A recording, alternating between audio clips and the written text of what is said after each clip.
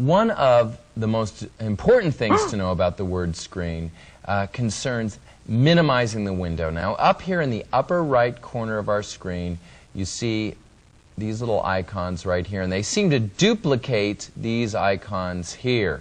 Well, let's start with the top row. What we've got here are the first button, the one that you'll use very often, minimizes the application you're in. So if you're in Word or Excel, again, it doesn't matter what program you're in because they all have these in the upper right. That first button minimizes the application. What does that mean? If I click it, Word zooms down into the bar at the bottom of the screen.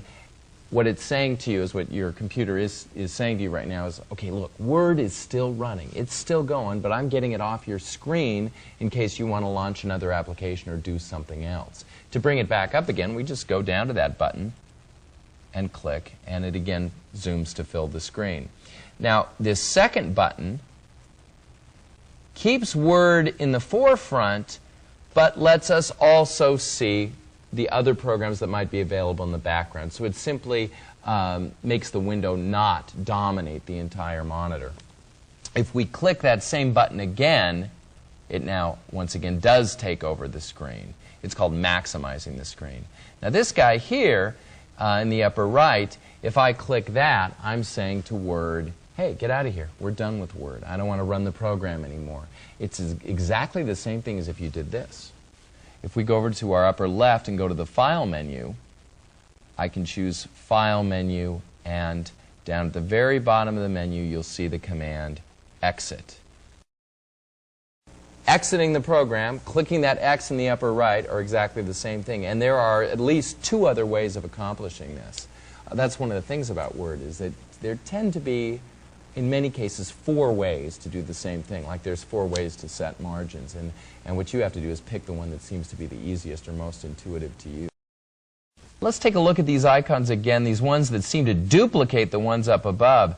This second row does essentially the same thing, except, remember the top row was, when you click those buttons, it affected Word as a whole. The lower set of buttons only affects the document that you're currently working with. What's happened is Microsoft Word, when we launched the program, it brought up a single blank document. Think of it as just a sheet of paper.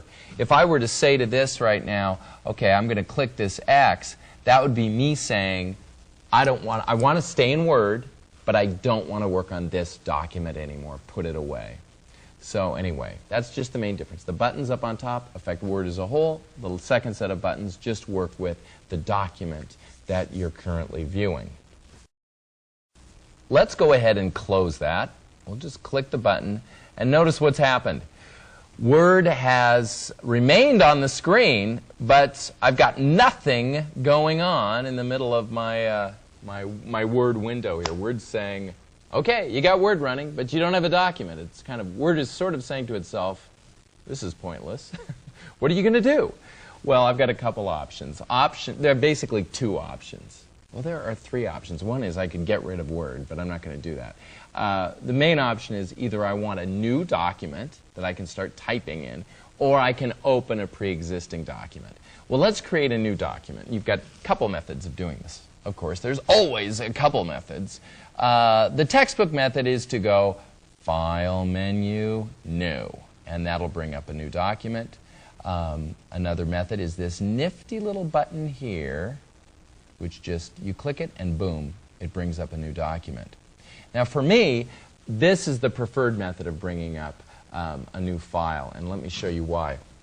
If you go to the File menu and you say, I'd like to bring up a new document, it starts asking you a bunch of fool questions.